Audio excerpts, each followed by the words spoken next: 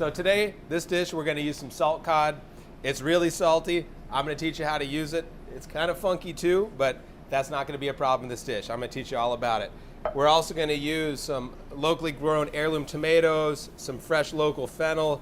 We're gonna kind of pull this all together in a dish, kind of make a quick little stew, if you will. And we're gonna add whatever fish scraps, whatever fish you have, shrimp, it doesn't matter. You can throw it all in there.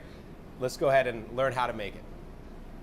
All right, for this dish, we don't want a super hot pan. We want to kind of sweat some vegetables. And what I mean by that is cook them without putting any color on them, all right? So we got some extra virgin olive oil.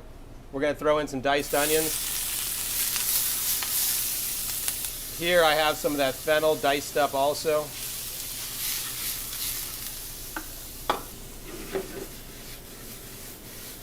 I got some sliced garlic. You really change the flavor that you're going to impart into the dish by how you chop your garlic. A lot to explain there, but trust me, for this dish, slice it thin. So we're going to stir some of that bacalao in there. That should be plenty. To season this, I like to use a little bit of Creole seasoning. Everybody's got their favorite kind. We like Paul Prudhomme Shrimp Magic here at the restaurant. Throw some of that in there. And those heirloom tomatoes, I chopped them up. We're gonna allow those to kind of cook down, and that's what's gonna kind of make a stew here. So with these fresh tomatoes and this bacalao, you really want to give it some time for those flavors to come together. Put it on the back burner, give it about 20 minutes or so, and it'll be good to go. So here I got some fish scraps. Sometimes you got a bunch of them, don't know what to do with them. So we're just gonna cook those off on their own a little bit. Go ahead and throw them right in there with some butter, a little bit of salt and pepper.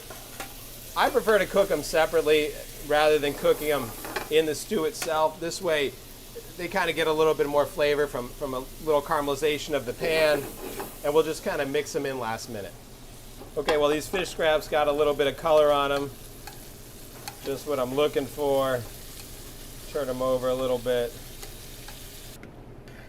So we'll start with some of this tomato and bacalao.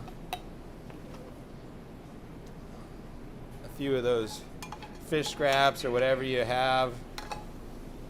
Take a little of those fresh herbs we just chopped up. If you had some fennel and you saved the leaves, the little fronds from the top, they have a lot of flavor, really make a nice garnish too. And I think this goes great with a little bit of fresh shaved Parmesan. Throw a little of that on there. And that background flavor from that bacalao, I guarantee you when you taste it, it's gonna bring you back to somewhere a long time ago and a flavor you haven't had in quite some time. So this is my bacalao stew with fresh Parmesan at GW Finn's restaurant. More information about the great food at GW Finn's restaurant can be found on their website at gwfinns.com. Like the Big Chill, the Big Easy, the Big Top, or the Big Apple, here we do the Big Fish. It's about the adventure and experience of fishing as much as it is about trophies and limits. Now, fishing information for Southeast Louisiana is key here, but we will bring you recipes and other content related to the lifestyle that goes with the big fish. So please subscribe, like, notify, comment, share, and all the things that are part of the YouTube universe. We're going to get better at adding new content every week and want to know what you think. Appreciate you checking us out. Let us know what you want, and we'll do what we can to make it happen.